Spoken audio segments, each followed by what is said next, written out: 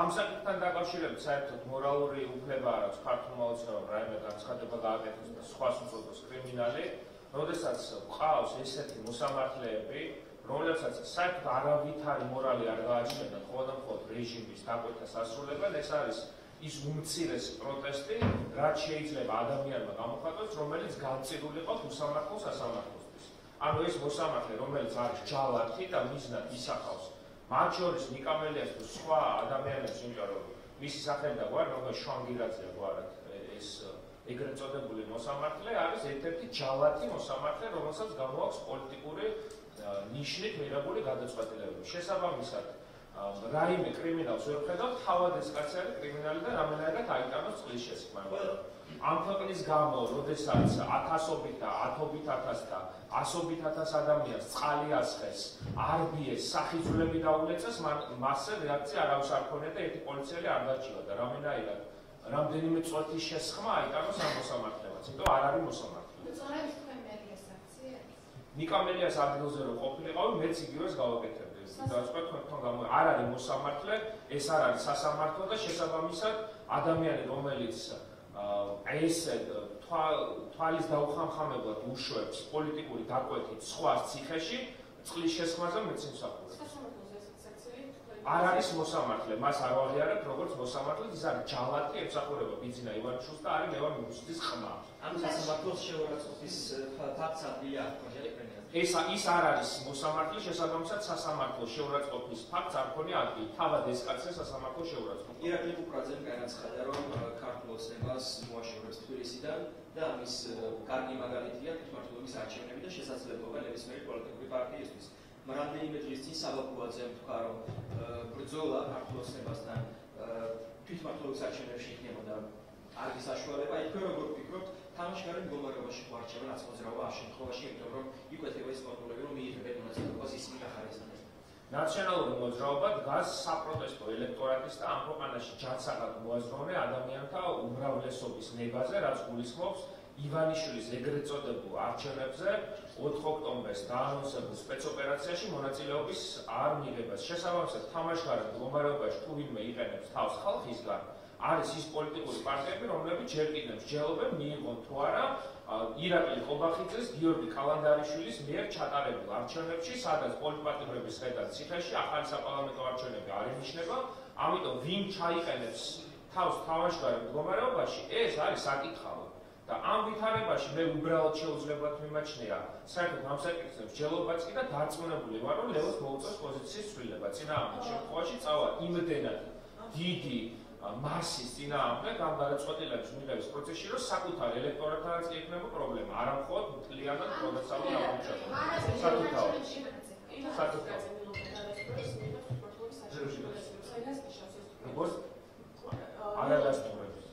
არადასტურებს და ვერ დაადასტურებს.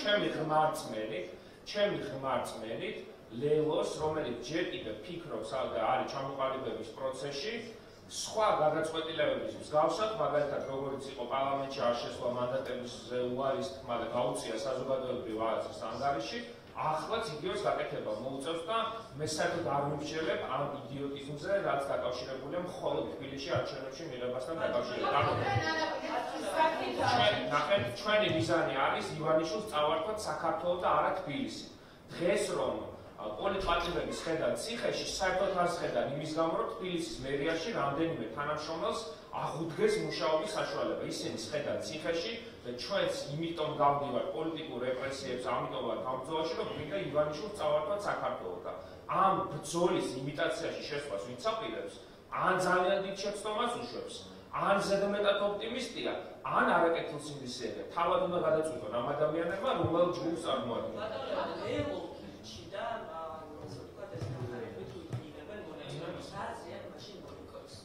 მე ესე ვუყურებ, რომ ჩვენი ამოსავალი წერტილი არის ის, რომ მათ შორის ამ პარტიების ნაწილის მინიმუმ ლევო ჩემი აზრით ვერ მიიღებს ამ ფორმაციის ცესკოთი ამ პირობებით ახალი საპარლამენტო არჩევნების თარიღის გარეშე და პოლიტპატიმრების ციხეში ვერ მიიღებს არჩევნებში მონაწილეობას. არადასტურებენ ნამდვილად თქვენაც თქვით, არადასტურებენ ნამდვილად, თუმცა საჯარო დაუმარაგებენ.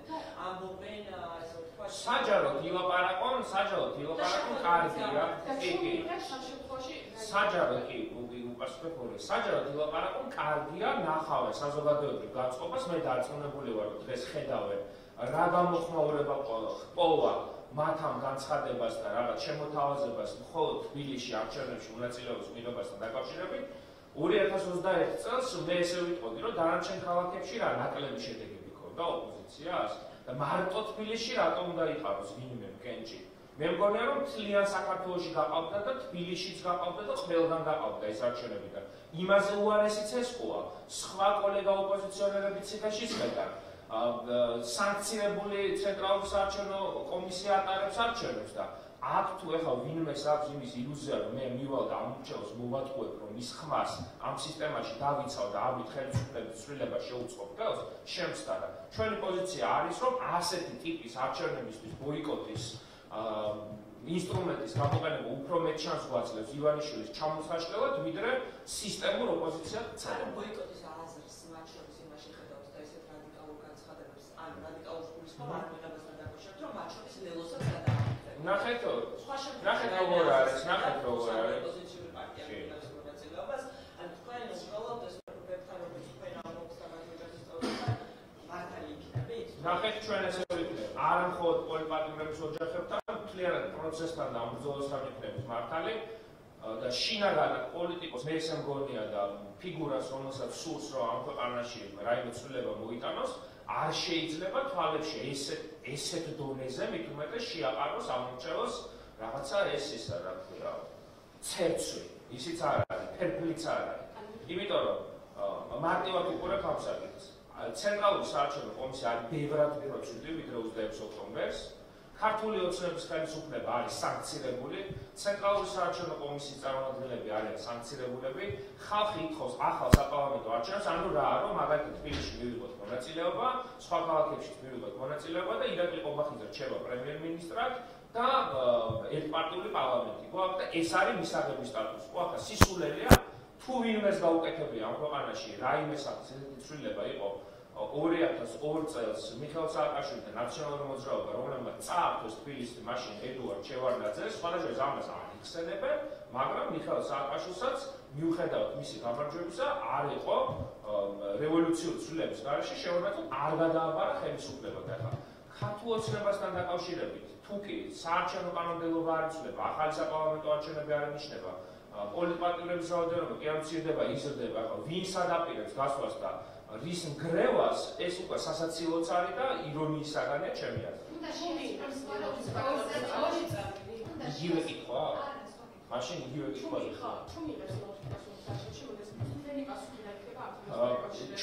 ჩვენ მაინც გვაქვს იმედი, რომ ლელო გადაიფიქრებს და ჩამოყალიბდება იმ პოზიციაზე, რომ არ ღირს ამ არჩევნებში მონაწილეობის მიღება, თუ მიიღებს მონაწილეობას, ჩვენი პოზიცია იქნება ისეთივე კრიტიკული, როგორც მაგალითად გახარეს პარტიასთან დაკავშირებით არის, ახალ მორიდება არ იქნება.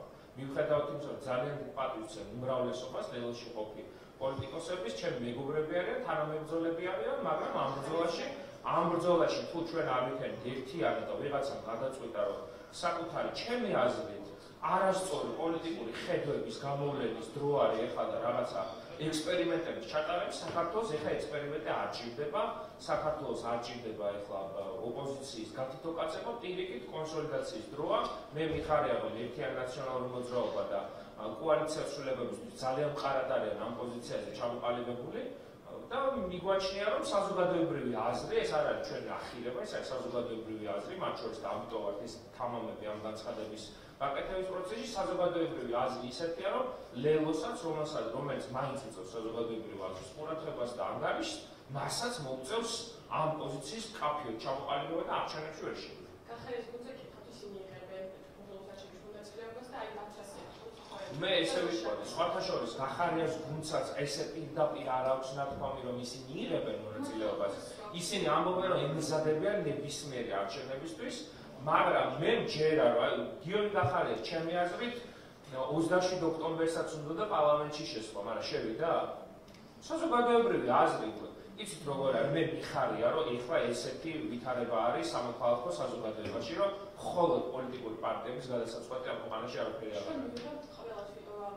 არჩევნებში მონაწილეობის ის ჩვენ ვიმზადებით მე ხა გახარიას გუნდის განმარტებელი არ ვიქნები, მაგრამ კეთილსინდისიერად ვიტყვი, რასაც ამბობენ ვიმზადებიან ნებისმიერი არჩევნებისთვის, მათ შორის მხოლოდ თვითმმართველობის არჩევნებში მონაწილეობის მისაღებად, მაგრამ მიიღებენ თუ არა მონაწილეობას, ამაზე პასუხი ექნება გასაცემი და ჩემი აზრით აი ჩემი გუნდის სხვა პოლიტიკური აქტორების, საზოგადოებრივი სახეების, გავლენიანი ადამიანების ეხლა დღის წესრიგი რაც უნდა იყოს სრული ერთმნიშვნელოვანი ბოიკოტი თვითმმართველობის არჩევნებს, რომელიც ტარდება საპარლამენტო არჩევნების პოლიტპატიმრების განთავისუფლების და სამართლიანი პირობების გარეშე. აი ეს თუ იქნება ჩვენი დღის წესრიგი, როგორც გიორგი გახარია ვერ შევიდა პარლამენტში მიუხედავად იმისა, რომ ძალიან უნდა მისი მანდატების გააქტიურება, ზუსტად ესე შეიძლება მოუწიოს ჩვენი სწორი კამპანიის და არგუმენტაციის მოსმენის პირობებში, იმიტომ საზოგადოებრივი აზრი მნიშვნელოვნად არის გადახრილი არ მიღებასთან დაკავშირებით, პროცესში არ მიღებასთან დაკავშირებით, ვერ მოახერხებს ჩემი აზრით სწორი თამაშის პირობებში ჩვენი მხრიდან ვერ მოახერხებს მარტო ამ არჩევნებში გასვლას. აი რას ამბობს ეს პროტესტი, პარტიების პოზიცია რა არის ამ პროტესტთან დაკავშირებით და მიიღებთ თუ არა მონაწილეობას აი ამ სტუდენტურ პროტესტებში.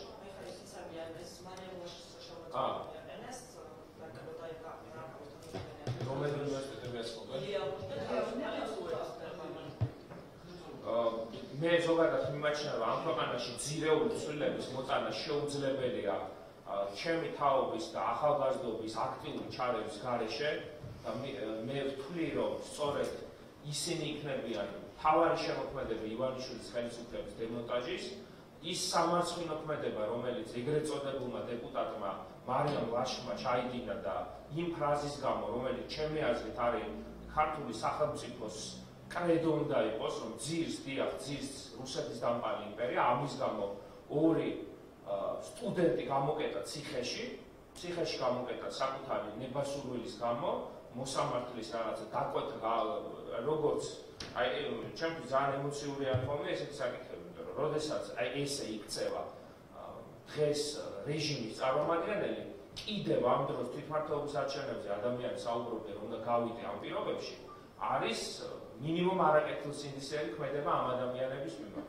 ჩვენ სტუდენტურ მოძრაობებთან ყოველთვის გვაქვს მჭიდრო კომუნიკაცია და ჩვენი შესაძლებლობები რაც არის მაქსიმალურად ვეხმარებთ, იმიტომ რომ ჩვენს გუნდშიც უშუალოდ არაერთი სტუდენტი და ახალგაზრდა, რომელიც მუდმივად არის ჩართული ნებისმიერ საპროტესტო პროცესში და არც ეს იქნება გამონაკლისი და აქტიურად იქნებით ჩართული.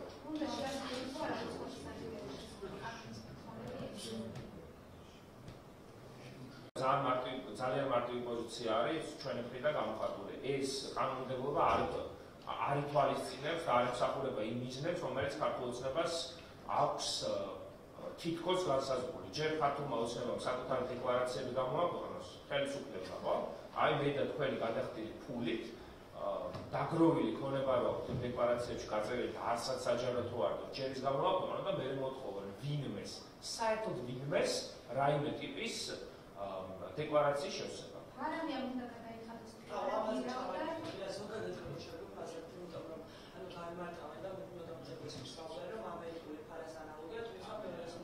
ოპოზიციაში გვესმის, რომ მხოლოდ რეპრესიებისთვის არის მიმართული ეს კანონი და თქვენი ოპოზიციის მთავარი პოზიცია, რომ საქართველოზე არანებამდებული მიუხედავად იმისა, რომ არის ასე ვთქვათ ამერიკული ფარი.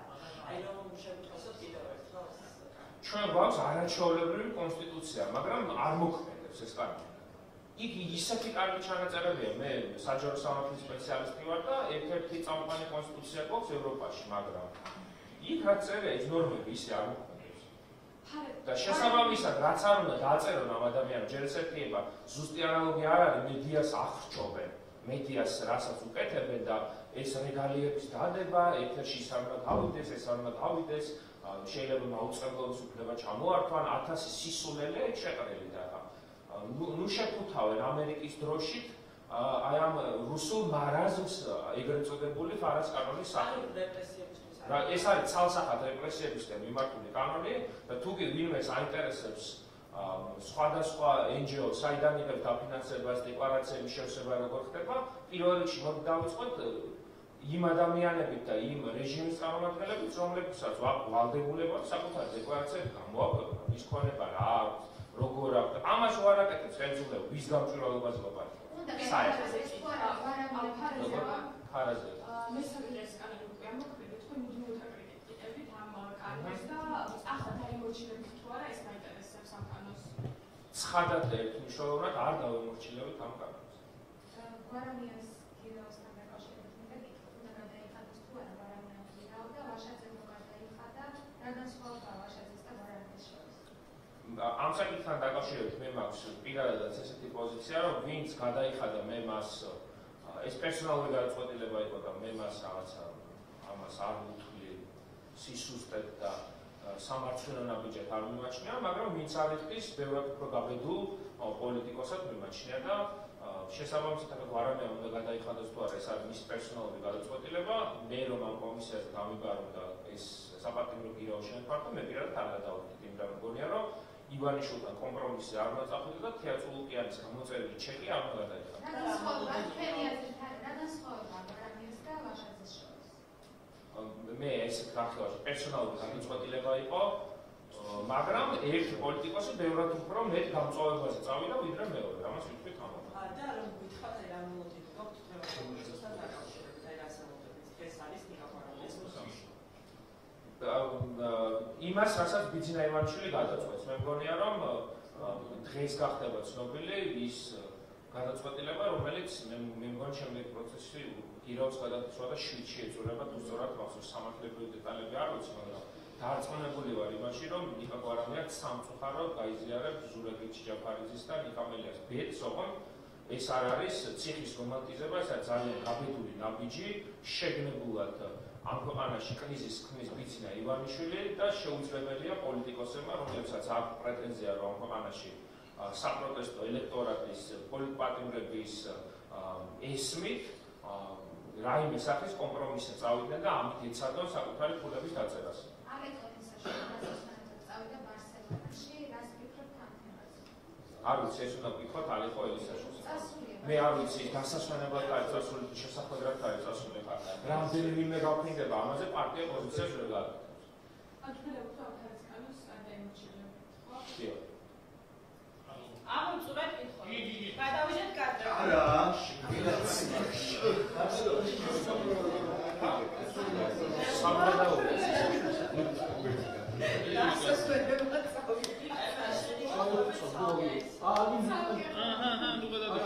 ელისაშვილი დასასრულად წავიდა, რას უსურვებ? რაღაცა მკითხებ. გვარამიას ამბავზე რაი დამოლოდინები გაქვთ ნიკა გვარამიას დღეს? არ ვიცი, სამართლებრივად დღეს საპატიმრო გირაოს ცვლილების უფლება აქვს თუ არა, არ ვიცი სასამართლოს. იმიტომ რომ ვადა გადახდისა, კონგონი 7-ში ივნისის ღამის 12 საათი.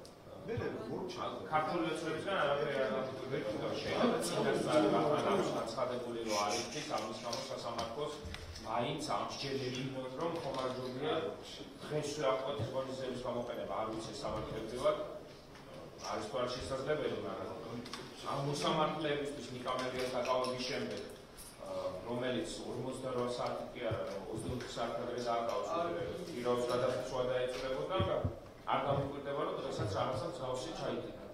არ არის სამართლებრივად უკეთესად იცით, როგორ არის, ანუ გვარამია რომ პატიმრობაში იმყოფებოდა, ხო არ გახდება ეს საფუძველი მოსამართლისთვის, რომ რაღაცა აღკვეთი ღონისძიებით შეუცვალოს ეს გირაო, ანუ ეს ხო არ იქნება მიზეზი?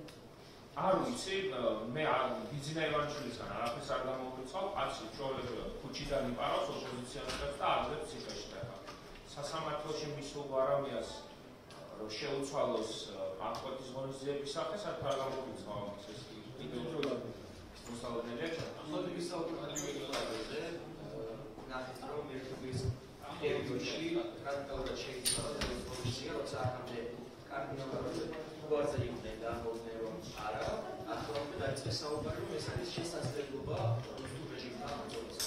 როგორ გესახება მათი ეს განცხადება? ამას ვერ დამოკიდებენ ქართულ საზოგადოებას. ანუ მე ლევოს მიმართ მაინც სხვა დამოკიდებულება მაქვს, ან სხვა ახალგაზრდა პარტიასგან. ლელო საბოლოო ჯამში ყოველთვის იღებს საზოგადოებისთვის მნიშვნელოვან გადაწყვეტილებებს, მათ შორის პარლამენტის ბოიკოტირებას დაკავშირებით და დარწმუნებული ვარ, რომ საზოგადოების რეაქციას გუშინდელი განცხადების შემდეგ რომ ნახავდნენ, დღეს უფრო მეტად განიხილავენ იმ საკითხს, რომ მათ შორის ეს განცხადება სერიოზული შეცდომაა. აი როგორ ბოიკოტის რეჟიმში ოპოზიციას უფრო მეტი წინააღმდეგობის დაწევა შეუძლია ოცნებისთვის თუ არჩევნებში მონაწილეობა ოპოზიციას? ჩვენ ავსაუბრობთ სამართლიან არჩევნებში. ეხლა ქვეყანაში სამართლიანი არჩევნები და ნახევრად სამართლიანი არჩევნები ტარდებოდეს, სხვა ვითარება იქნებოდა, მაგრამ ხა კაც ხელში უჭირავს ყველა ინსტრუმენტი, პოლიტპარტიები და ლიდერები ყავს ციხეში ოპოზიციური პარტიის, ფინანსურად აღჭობს როგორც მედია საშუალებებს, NGO-ებს, პოლიტიკურ პარტიებს და ამ ვითარებაში საპროტესტო ელექტორატი, როდესაც აი ქუჩაში მდგომი ხალხი ვინ ჯარიმდება, ვისაც იჭერენ, ვისი შვილებიც და მეუღლეებიც ციხეში შედა, ამ ადამიანების პოზიცია როცა არის ბოიკოტი თვითმმართველობის არჩევნებს, ამიტომ ეს რაციონალურად ახსნილია, რომ არ არის ახალი საპარლამენტო არჩევნები, პოლიტიკოსები ციხეში არიან და არ იცვლება ცესკო, ან სამი პირობა არც ერთი არ მოაყოფილდება, შესაბამისად იქ გასვლა ასე ბიძინა ივანიშვილის დაწოლზე, ჩემი აზრით არის ხალხა